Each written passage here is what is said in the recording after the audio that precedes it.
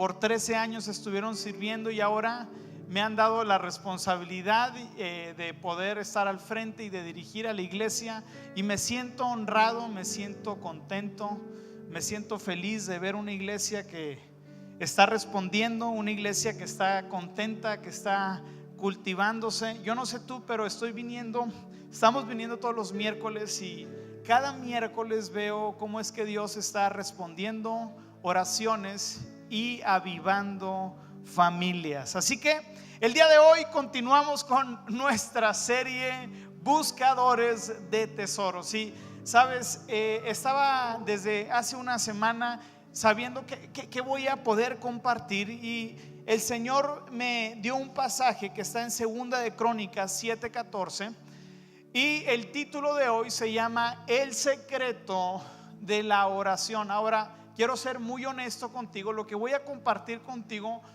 aunque se parece a textos y maneras y formas de lo que he compartido en los últimos 6 meses, hay una nueva interpretación, una nueva revelación, una nueva óptica que el Señor me ha mostrado, que creo que va a traer tanto alimento a tu vida.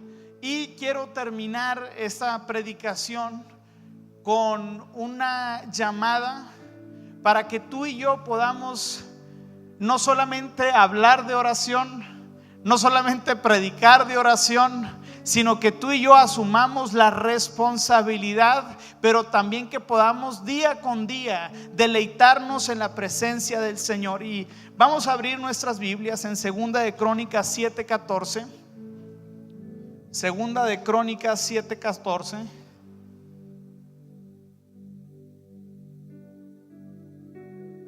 Cuando lo tengas ahí en tu Biblia, di amén, como en los viejos tiempos, ¿va?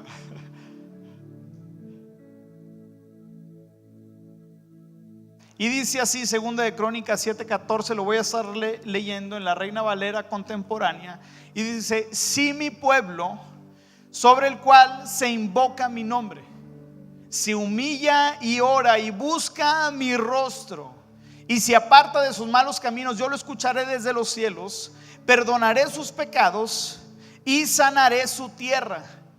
Nuestras tierras necesitan ser sanadas. Nuestros corazones necesitan ser sanados. En algunas familias, nuestras finanzas necesitan ser sanadas. Tú y yo buscamos que Dios sane nuestro camino y nuestro caminar con Él. Y dice: mis ojos van a estar abiertos.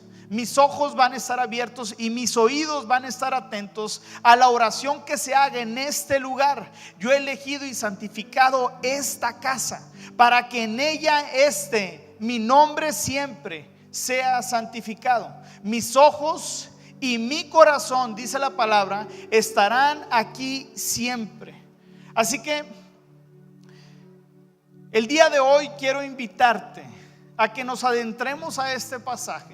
Y este pasaje inicia con una pequeñita palabra y dice: sí, mi pueblo. Y ese sí, mi pueblo marca toda la diferencia, porque está hablando de plural, no singular, pero también está hablando si hay una disposición, si hay un pueblo. No dice solamente si mis hombres, si mis mujeres, si mis niños. Dios está hablando, y cuando Dios habla, normalmente Dios habla a su pueblo, a su gente, a su iglesia, no como individuo, no como yo solamente. Dice: sí, mi pueblo. Cuando nos reunimos en oración como pueblo y como iglesia, incrementa el poder de nuestras oraciones. Jesús mismo nos invita a fortalecer este principio en Mateo 18:19. Dice: una vez más les digo que si en este mundo 2 de ustedes se ponen de acuerdo en lo que pidan, mi Padre que está en los cielos se los concederá. Alrededor de toda la Biblia vamos a ver momentos en donde su pueblo, su gente, se reunieron en oración para buscar a Dios, y Dios les respondió. Si tú te pones a pensar, la primera iglesia, la iglesia primitiva, la iglesia de los apóstoles, Dios les mandó que lo buscasen y que estuviesen en un lugar alto orando al Señor. Y me encanta cómo es que las raíces y el fundamento de la iglesia no está basada en un programa, en un programa de juntas para organizar el calendario, para organizar qué tipo de predicaciones vamos a tener, para organizar los presupuestos anuales. Jesús no los convocó a ellos para que ellos pudieran organizar el esquema y la manera y la forma en la que ellos iban a propagar el mensaje de Cristo. ¿Sabes qué es lo que hizo Jesús? Les dijo: pónganse a orar y búsquenme. Y en ese lugar alto dice que había 120 personas. Ahora la Biblia dice 120, pero hace referencia a 120 hombres, no solamente personas. Así que tú y yo podemos argumentar que había aproximadamente 400 o 500 personas por 10 días haciendo una sola cosa.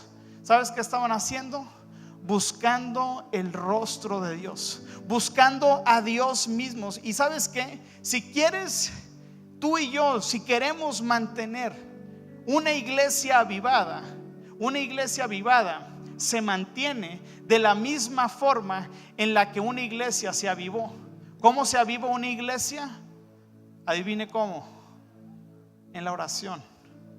Una iglesia se mantiene avivada cuando su pueblo busca su rostro, cuando su gente dispone de su tiempo, de su vida para encontrarse con Él. Si quieres tener un corazón sano, si quieres ser un siervo sano, adivina qué: tenemos que orar.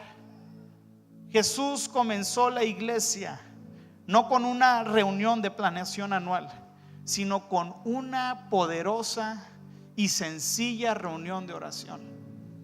Y es lo que el día de hoy yo como pastor estoy invitando a cada persona, que cada uno de ustedes pueda venir a clamar el nombre del Señor como iglesia y como comunidad.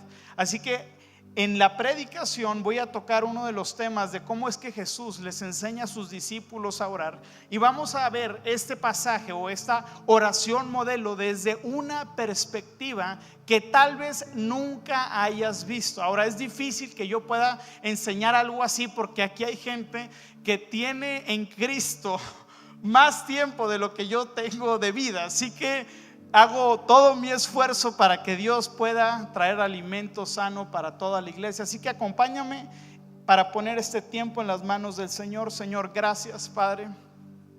Gracias porque tu palabra nunca llega vacía, Señor. Gracias porque tu palabra nos invita a depositar y a poner nuestra confianza en ti, Señor. Señor, queremos hacer tu voluntad. Queremos ser guiados por tu Espíritu Santo. Queremos, Señor, que tú puedas venir a traer la palabra que tu iglesia necesita. Espíritu de Dios, muévete entre nosotros, Señor, y prepara nuestros corazones para la temporada en la que tú nos quieras llevar. En el nombre de Jesús, amén.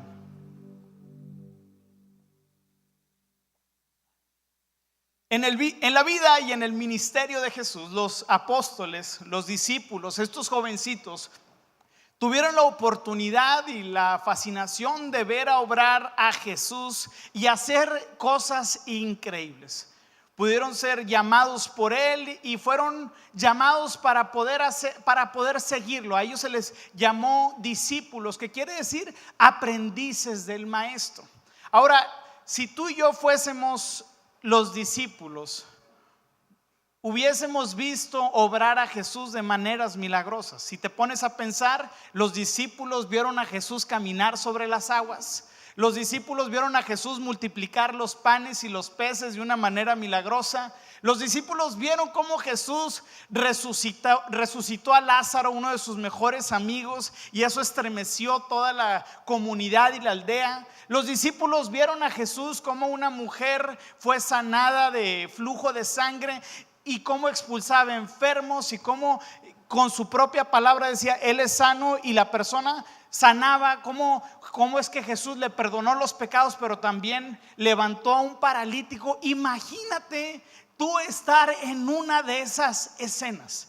Esas escenas yo creo que conmovieron tanto el corazón de ellos que dijeron: este tiene un poder que está por encima de los líderes y de la religión que nos han venido enseñando. Y algo que se me hace particularmente interesante es que en la Biblia vemos una petición importante de los discípulos.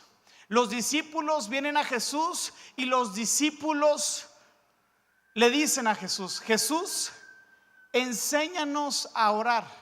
Ahora, si yo hubiese sido Pedro, le hubiera dicho: Jesús, enséñame cómo multiplicar los panes, enséñame cómo sanar a los enfermos. Pero ellos, yo creo que sabían de dónde provenía el poder y la autoridad que Jesús tenía para hacer lo que hacía. Por eso los discípulos le dijeron a Jesús: Jesús, enséñame a orar. Ahora, ¿por qué los discípulos hacen esta pregunta? Porque ellos entendían que el secreto del ministerio exitoso de Cristo Jesús estaba arraigado, estaba simbrado en, ¿sabes dónde? En sus tiempos de oración. La mayoría de sus días vieron a Jesús orar de mañana muy temprano. La Biblia nos dice que antes de que Jesús seleccionara a los 12 discípulos, dice, pasó toda la noche orando a su Padre para que le diera sabiduría y revelación para seleccionar a los 12 discípulos. Antes de que Jesús iniciase su ministerio, la Biblia nos dice que el Espíritu Santo lo lleva en el desierto, donde Jesús por 40 días, adivine qué estuvo haciendo: orando y ayunando. El ministerio de Jesús y su influencia y su poder tienen un origen, pero también es un secreto, y es la oración.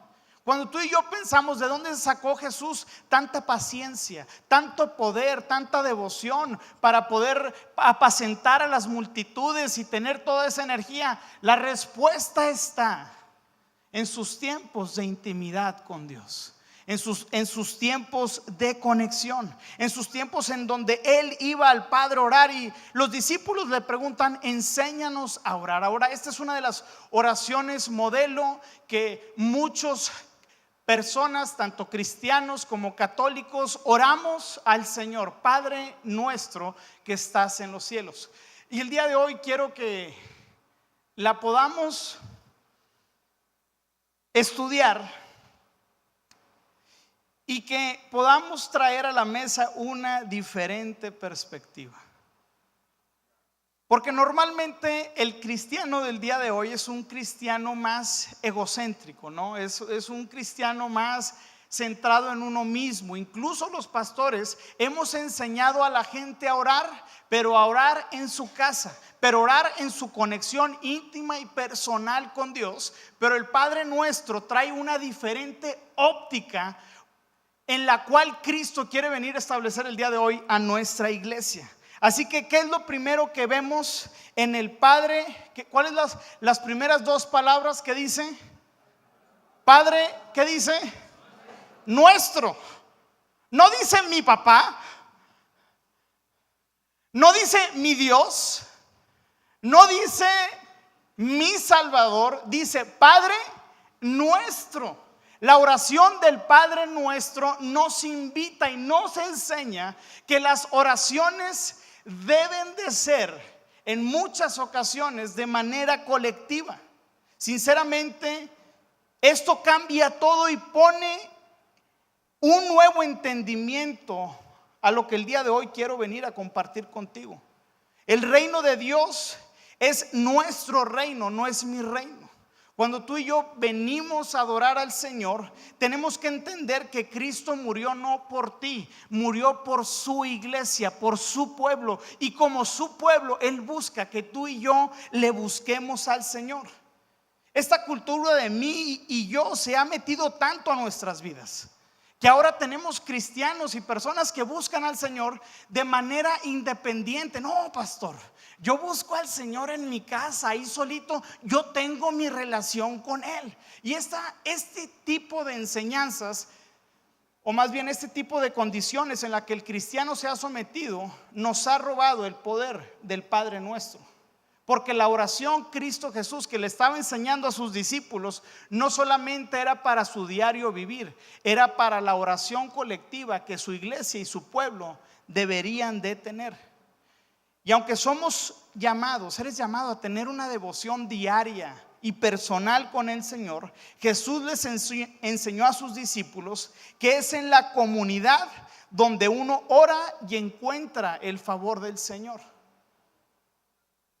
De hecho, en la oración modelo, te sabes muy bien esta línea en Mateo 6:11, y dice: el pan, ¿qué dice? ¿Qué dice el pan? No dice el pan mío, no dice mi necesidad, mi situación financiera, los problemas míos que me están atravesando. Cristo intentó que cuando tú y yo oráramos, no fuésemos gente que orara solamente por nuestras necesidades de una manera egoísta y centrada en uno mismo. Jesús invita a los discípulos que cuando tú y yo lo busquemos como su pueblo, como su iglesia. Y cuando pidamos peticiones, no las pidamos egoístamente solamente para nosotros. Ahora, esto sí viene a mí a cambiar mi estilo y manera de orar con el Señor. Muchas veces yo vengo: Señor, que tu voluntad se cumpla en mi vida. Pero lo que Cristo me enseña en el Padre Nuestro es que mi oración, aunque esté solo, debe ser representada como si yo estuviese orando por toda mi familia, por toda la iglesia. Padre nuestro que estás en los cielos. Las necesidades, los problemas que tenemos, Señor, redímelos de tu iglesia, de mi familia, de mis hijos. El Señor me invita a que nuestros tiempos con el Señor no sean mí, yo, tú, para mí, sino que sean nosotros, mi pueblo y mi familia. En Mateo 6:12 continúa Jesús con la oración modelo. Y cuando Él les enseña a sus discípulos a pedir perdón, vas a decir: y perdona mis pecados. Pero ¿qué dice? Dice: perdón y perdónanos nuestras deudas. Nuestras, en plural, como familia, como iglesia, como nación. Dice: así como también nosotros perdonamos a nuestros deudores. El poder de la oración radica en el principio de la comunidad. No es para mí, es por nosotros. No es por mis pecados, sino es por nuestros pecados. Jesús no asumió los pecados solamente tuyos. En Isaías dice 53:5, dice: pero Él será herido, ¿por qué? Por nuestros pecados, molido por nuestras rebeliones. Sobre Él vendrá el castigo de nuestra paz, y por su llaga seremos sanados. Órale.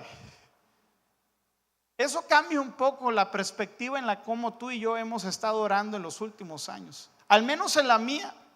Si te soy sincero, desde esta semana yo dije: Dios, híjole, siento que tenía un entendimiento de la oración tan pequeño y limitado, que el día de hoy quieres que mis oraciones no sean tan centradas en mí mismo, sean centradas en mí y en lo que tú me puedes dar a mí. Y yo siento que, si te soy bien honesto, siento que como pastores hemos buscado estrategias, maneras y formas en las que la gente se pueda comprometer con Dios. Y yo predico mucho de los beneficios de Cristo Jesús en la cruz del Calvario, y los voy a seguir predicando, porque creo que es en esas verdades y promesas donde nuestra fe se ancla para atravesar cualquier prueba y situación. Pero ¿qué tal si el día de hoy comenzamos a predicar y a vivir una vida en la que tú y yo busquemos primeramente su reino y busquemos su rostro antes que su mano? Porque tú y yo queremos buscar su mano antes que su rostro. Pero en 2 de Crónicas nos dice: si mi pueblo se humilla y busca mi rostro, no mi mano. Todos queremos la mano de Cristo, porque la mano de Cristo tiene poder. La mano de Cristo es estas formas de salvación, de respuestas y soluciones que necesitamos en la vida. Pero Jesús mismo nos dice: busquen primeramente el reino de Dios y su justicia, y todas las necesidades, toda la operación que tú estás buscando de mí, con mi mano vendrán a ser añadidas si tú primeramente te enamoras de mí. Dios quiere que tú y yo tengamos una comunión con Él, y no solamente a nivel personal, sino a nivel colectivo como iglesia. Esta iglesia, yo quiero decirte lo siguiente, y es una declaración muy fuerte la que voy a hacer: esta iglesia aún no ha conocido el poder de que cada familia se comprometa con Dios a buscarlo en oración de manera colectiva. Aún no hemos visto lo que Dios va a hacer con esta iglesia hasta que mi pueblo me busque.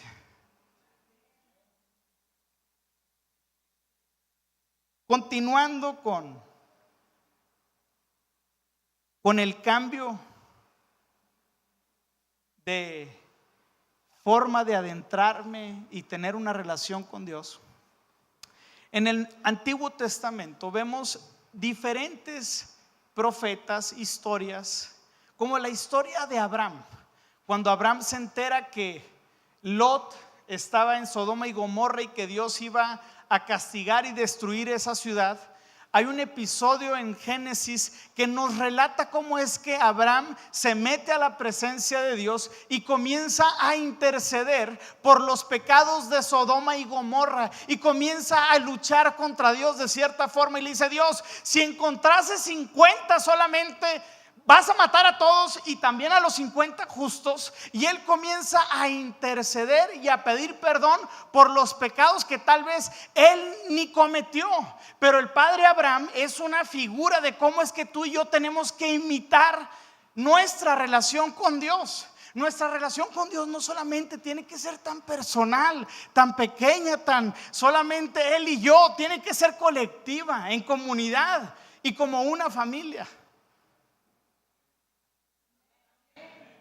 Nehemías es un gran hombre. Nehemías no era un sacerdote, Nehemías no era un hombre religioso, pero era un hombre comprometido que tenía una relación con Dios acorde de cómo es que Dios quiere que tengamos una relación con Dios. Porque yo quiero que cambiemos de mí y yo a nosotros, comunidad, pueblo y familia. Nehemías en el capítulo 1 y 6 vemos, dice: escucha mi oración, mírame y verás que oro día y noche. ¿Por quién? Por tu pueblo Israel. Y en el versículo 6 dice: confieso que ¿qué? Que hemos pecado contra ti. Es cierto, incluso mi propia familia y yo, dice, hemos pecado. Hemos pecado terriblemente al no haber obedecido los mandatos, los decretos y las ordenanzas que nos diste por medio de tu siervo Moisés. Muy similar a la oración que Jesús hace. Porque el corazón que conoce al Señor entiende que no es una relación en la que yo tengo solamente personalmente con Dios, sino que soy parte de un cuerpo. Soy parte de una familia, y Dios me llama a orar y a interceder por mi familia. Dios me llama a interceder por mis seres queridos, por la gente que tanto amo. Por eso dice: hemos pecado. Ahora, en la historia de Nehemías vemos que es un hombre íntegro, que era un hombre de un carácter tremendo, que era un hombre que aunque era judío, para el rey Darío era una persona confiable, era una persona segura, era una persona que tenía una conducta, podemos decir, intachable. Y aún así asume la responsabilidad de pedir perdón. Yo me pregunto, ¿cuántos de nosotros pedimos perdón delante de Dios por nuestra familia? ¿Cuántos padres de familia se levantan las mañanas y se ponen a cuentas con Dios, no solamente de nuestros pecados, sino de los pecados de nuestros hijos, de nuestra familia, de nuestra esposa? Pecan poquito, pero también se echan sus pecados. ¿Cuántos de nosotros vivimos nuestra fe así? En ocasiones a mí me duele tanto, esto es algo de lo que más me duele. A mí me duele tremendamente cuando fracasa, cae o se habla mal de una iglesia o de un pastor. ¿Sabes por qué? Porque somos los mismos. Si una iglesia fracasa, fracasamos todos. Si le va mal a alguien, nos va mal a nosotros, porque somos el cuerpo de Cristo. Y uno piensa que uno es el cuerpo solamente de Cristo. No, nuestra familia la constituye y la componen cientos y millones de personas alrededor del mundo.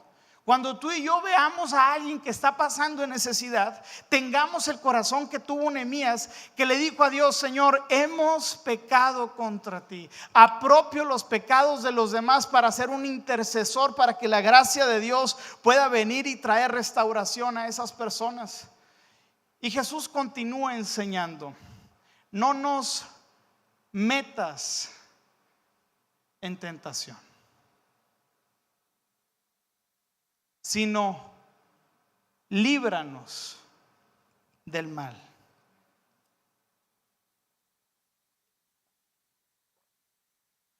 Volviendo al pasaje central, dice: si mi pueblo, sobre el cual se invoca mi nombre, se humilla y ora y busca mi rostro.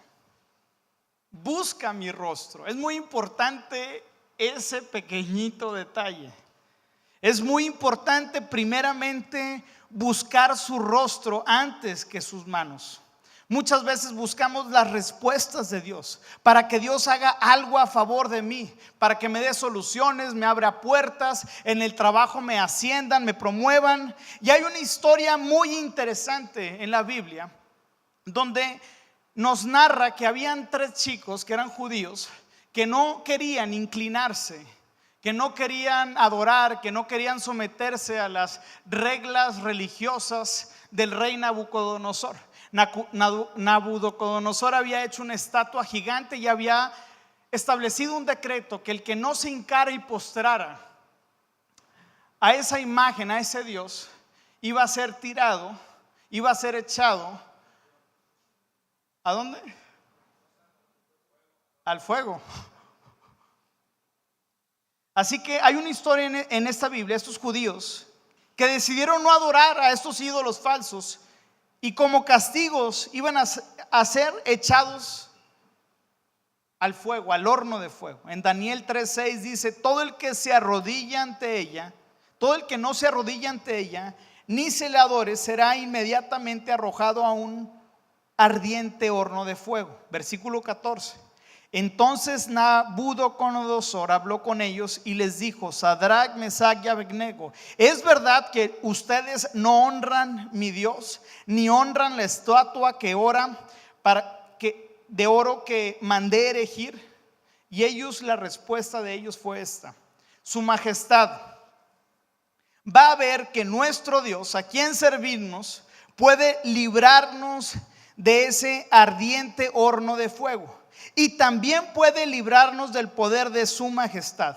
Pero aún así, si no lo hiciera, si la mano de Dios no se mueve a mi favor en esta situación, dice: sepa usted, majestad, que no serviremos a sus dioses, ni tampoco adoraremos a la estatua que ha mandado erigir. En otras palabras, estos pequeñitos jóvenes con convicciones tan firmes les dijeron: mi Dios puede librarnos y su mano poderosa puede protegernos, pero ¿sabe qué? Yo estoy más interesado en el rostro de Dios, que aún si mi Dios no me salva, a mí no me va a importar, porque a mí lo que me importa es Dios mismo.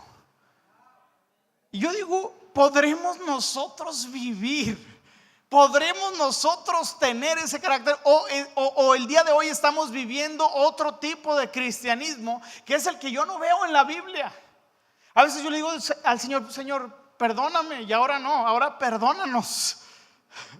Perdónanos, porque como iglesia queremos solamente tu mano, pero nos hemos olvidado del tesoro más grande que tenemos de todos los tiempos. ¿Sabes cuál es el tesoro más grande de todos los tiempos que tenemos? El mismo Dios. Dios es el tesoro más grande que el hombre puede aspirar a llegar a tener. Y Dios estableció un plan para poder reconectarnos de nuevo al plan original. Todo se perdió en el jardín del Edén. Veíamos ahí que Adán y Eva tenían una relación real, profunda y creciente con el Señor. Fuimos diseñados para adorarlo. Fuimos diseñados tú y yo para conocer al Señor. Y el pecado entró y nos separó de esa gran conexión y esa relación íntima y profunda que teníamos con el Señor. Pero el día de hoy, a través de la sangre del Cordero, nuestros pecados son quitados y borrados para que tú y yo nos podamos conectar con el propósito original, que es tener una relación creciente y profunda con el Señor. El tesoro más grande que tú y yo podemos aspirar es tener a Dios en nuestras vidas. Eso es lo más grande. Y eso es lo que la Biblia el día de hoy nos ofrece. El plan de Dios es recuperar tu corazón y que tú puedas el día de hoy voltear tu rostro y decirle: Señor, a ti y solo a ti el día de hoy te quiero buscar. Así que hemos aprendido hasta ahorita que tiene que haber una disposición de nuestro corazón, pero no solamente como personas, sino ahora como familias. No solamente yo como una persona que es injertada, no, ahora soy parte de una familia y tú y yo somos llamados y convocados a orar al Señor. ¿En qué? En comunidad, donde 2 o 3 se reúnen en mi nombre. Así que el día de hoy me quiero ir a Santiago 5:16, donde vamos a ver que la oración ferviente de una persona justa, dice, tiene mucho poder y da muchos resultados. Así que Santiago dice: esta es una clase de oración. No es una clase de oración donde solamente mis palabras, mis labios están solamente hablando, sino aquí Santiago dice: no, es una oración con pasión.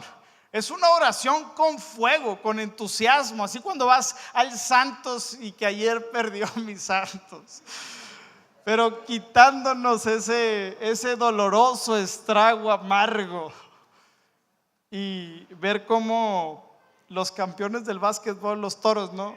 Los Toros, venga, apasionados. La oración que Dios contesta tiene 2 ingredientes. La primera de ellas es que tiene que haber pasión en la oración. Oh, sí, Padre, haz esto. No. Dios nos dice: órame apasionadamente, porque algo de lo que tú te apasionas es algo de lo que a ti te interesa. Y Dios está en el juego de que a ti te interese su misma presencia. Por eso te dice: la oración ferviente, la oración con entusiasmo puede mucho. Y el segundo elemento que vemos es que hay una oración efectiva. Hay una oración que sí tiene sus bases en la fe. ¿Cómo es la oración efectiva? La oración efectiva es la que se hace con fe, la que se hace creyendo que Dios va a obrar. Ahora, para que tú y yo tengamos esa clase de fe, necesitamos algunos ingredientes. Y esos ingredientes yo les llamo las promesas de Dios. Las promesas de Dios son ese tanque, esa gasolina que me dan a mí la pasión para creer que Dios va a hacer las cosas. ¿Por qué? Porque Dios así lo dijo. Así que tú y yo podemos el día de hoy meternos a la oración colectiva, que es ferviente y que está anclada en las promesas y las palabras que Dios ya ha dicho acerca de Él y acerca de ti y acerca de tu familia. En ocasiones cuando tú y yo estemos agotados, estemos cansados, estemos desanimados, nos estemos enfrentando por diferentes situaciones como temor, si qué va a pasar, voy a tomar esta oportunidad, voy a avanzar o no voy a avanzar. Primera de Timoteo 1:7 dice: pues Dios no nos ha dado un espíritu de temor ni de timidez, sino de poder, de amor y autodisciplina. Estos pasajes cambian toda nuestra existencia cuando tú y yo comenzamos a declararlos en oración. Necesitamos que nuestra oración también entonces ahora se mezcle con el poder de la palabra de Dios. Cuando el Espíritu Santo ve que nosotros estamos declarando lo que Él anteriormente escribió e inspiró a los autores, y ve que tú y yo lo estamos entendiendo a un nivel cognitivo, mental, pero también lo llevamos a un nivel emocional donde estamos orando y creyendo y después lo estamos verbalizando, esa oración es muy posible que tenga mucho más efectividad que una oración que se haga sin entendimiento y sin pasión. ¿Estamos de acuerdo? Es como cuando te pasan una receta a medias y ahí en la receta a medias te pasan de cómo hacer un gran panqué delicioso que te quede esponjado, y tú decides por el tiempo, por las carreras, quitarle 2, 3 elementos que no los tienes en tu casa. Y dices, ¿qué va a hacer estos 2, 3 elementos? Va a salir el panquezote como tiene ahí la revista, y luego sale y el panquecillo nunca se infló. Y así está muchas veces nuestra oración, nuestros tiempos con Dios, así un flanecillo que nunca se hizo. ¿Por qué? Porque nos faltan los ingredientes. Santiago dice: la oración ferviente del justo puede mucho, o sea, es efectiva. Yo creo que tú y yo queremos que nuestras oraciones sean efectivas. ¿A poco no? Oye, que yo hable y Dios me escuche, que yo interceda por mis hijos y Dios los alcance, que yo ore para que Dios se mueva de manera milagrosa y sane a un enfermo y traiga fe al que está abatido. Todos nosotros queremos tener ese nivel de efectividad en la oración, pero la palabra de Dios dice: si mi pueblo. Si mi pueblo. Y en el Antiguo y en el Nuevo Testamento vemos esta característica: si mi pueblo, si la gente, si todos los que están aquí vienen y oran y buscan al Señor fervientemente. Yo solamente te digo, esta iglesia no ha visto lo que Dios va a hacer cuando su pueblo se humille. No lo hemos visto, iglesia. En Marcos 11:23 dice: porque de cierto os digo, y aquí quiero enseñar un principio de declaración en la oración, y este es uno de los pasajes más importantes que vamos a ver que traen el fundamento para que tú y yo no solamente entremos a la presencia de Dios y oramos y pidamos, sino también que cuando estemos en la presencia de Dios podemos tú y yo declarar lo que no se ve como si ya estuviese. Y aquí en Mateo 11:23 dice: porque de cierto os digo que cualquiera que dice, que dijere en ese momento, quítate y échate a la mar, y no dudar en su corazón, sino que creyere que será hecho lo que lo que dice, lo que diga le será hecho. Por lo tanto os digo que todo lo que pidieres orando, creed que lo recibirás y os vendrá. Ahora, aquí viene algo bien interesante en este pasaje.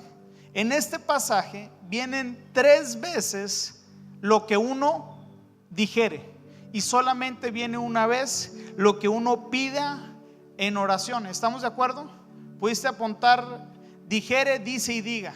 3 veces dice lo que uno dijere, lo que uno diga y lo que uno dice.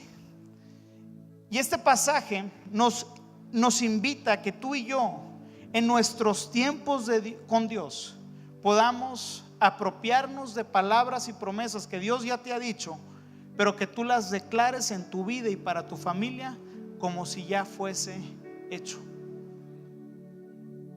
Hay un momento en donde Josué está combatiendo. En Josué 10:12 dice: el día que los amorreos fueron vencidos, Josué le habló al Señor en presencia de los israelitas y le dijo: Sol, detente en Gabaón, y tú, luna, en el valle de Ayalón. Y el sol y la luna se detuvieron, y el pueblo se vengó de sus enemigos. Y aquí, ¿qué es lo que hizo Josué? Orando al Señor, hizo una declaración muy poderosa. ¿Y qué dijo? Sol, detente. Y la palabra nos dice que el sol se detuvo, y él tuvo la osadía y la fe para poder hacer una tremenda declaración. Cuando tú y yo entramos a la presencia de Dios, nos vestimos de confianza porque somos sus hijos y conocemos su palabra.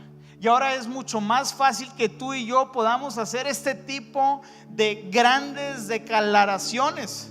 Pablo también tenía la autoridad como un embajador y daba benedictos a la iglesia, como en 2 de Corintios, a la iglesia de Corintios. Les dice que la gracia del Señor Jesucristo y el amor de Dios y la comunión del Espíritu Santo sea con todos ustedes. No lo estaba orando, ¿qué es lo que estaba haciendo? Lo estaba declarando. En otras palabras, recibe la comunión del Espíritu Santo.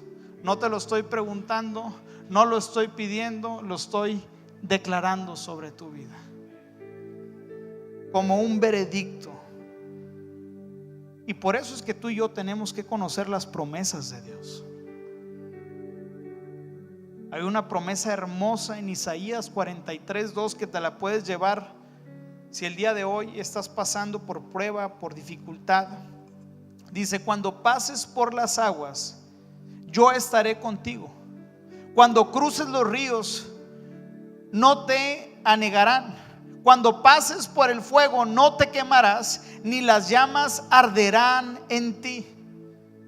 Uno de los pasajes que me vas a escuchar decirlo 1,000,000 de veces en esta temporada en la que el día de hoy estamos caminando es Filipenses 4:19.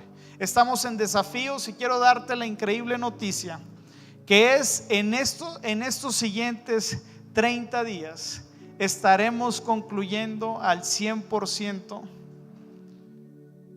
el pago de nuestra bodega. Al 100%. Cuando iniciamos esta obra no teníamos los recursos, porque la visión siempre va a ser más grande que los propios recursos, que las propias personas que están entregando sus vidas. Por eso el día de hoy tú y yo podemos decir: pastor, ¿y de dónde va a salir todo lo que tenemos que hacer para condicionar esa iglesia? Y mi respuesta va a ser la siguiente: Filipenses 4:19. Mi Dios pues suplirá todo lo que os falta conforme a sus riquezas en gloria en Cristo Jesús. ¿Cómo le voy a hacer? Mi Dios pues suplirá. Y sabes, tenemos el desafío y tengo la fe de que el Señor suplirá. Si te abro contigo un poco este tema, es que vamos a iniciar a remodelar en junio. Ahorita estamos en mayo, en junio se nos va a vaciar la cuenta con el último pago que vamos a realizar. Pero el Señor me dijo: yo voy a poner cada centavo de esa iglesia. En otras palabras, el Señor está diciendo: mi Dios pues suplirá todo lo que os falte conforme a sus riquezas en gloria. Y que ese sea nuestro estilo de vida. Que nuestro estilo de vida no se base en lo que tú y yo podamos ver. Que nuestra fe no esté ligada a nuestra razón, a nuestro entendimiento, a lo que el día de hoy estamos viendo, sino que nuestra fe esté ligada en su palabra y en sus promesas. Y que podamos caminar con esa fe, con esa confianza, con esa certeza de que Dios va a suplir, de que Dios va a proveer. Al menos yo sé que hay algunos locos aquí que dicen: sí, pastor, usted dele. Amén. quiero cerrar con este pasaje. En Mateo 18:19 dice: una vez más les digo que si en este mundo dos de ustedes se ponen de acuerdo en lo que piden, mi Padre que está en los cielos se los concederá. El poder también de la oración radica en el que estemos reunidos, pero en los acuerdos en los que tú y yo nos pongamos. Ahora, antes de iniciar la adoración, yo quiero hacer algo bien personal. Yo quiero invitar personalmente a cada uno a que busquemos al Señor. Si mi pueblo se humilla, ahí empieza todo. Ahí se desata todo el poder que Dios puede obrar en nuestras vidas como iglesia, como colectivo. Llevamos orando como iglesia más de 3 años y las oraciones de oración siempre han sido las menos asistidas. 10, 15 y luego 20 y luego 30. Ahorita está subiendo. Pero yo quiero el día de hoy desafiarte a que te comprometas un año con el Señor, a venir a orar y que digamos: Padre nuestro. Uno de los anclas de nuestra iglesia será la misma ancla que tuvo la iglesia primitiva: buscar al Señor de todo corazón. Yo te digo el día de hoy, puedes comprometerte con el Señor 1 hora de tu semana durante los siguientes 52 días, 52 semanas. Jacobo, Paulo, Alfredo, licenciado, nos podemos comprometer.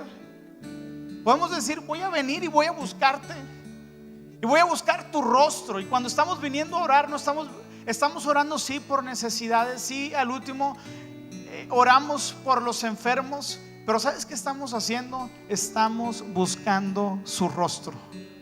Ahí está el poder, iglesia. ¿De qué nos sirve hacer cuantas y 30,000 estrategias si el Espíritu Santo no está con nosotros? Yo quiero desafiarte a que vengas con tu familia y que les enseñes a orar y que clames por ellos, y que vengas y busquemos al Señor como iglesia y dejamos de pedir para mí, para yo.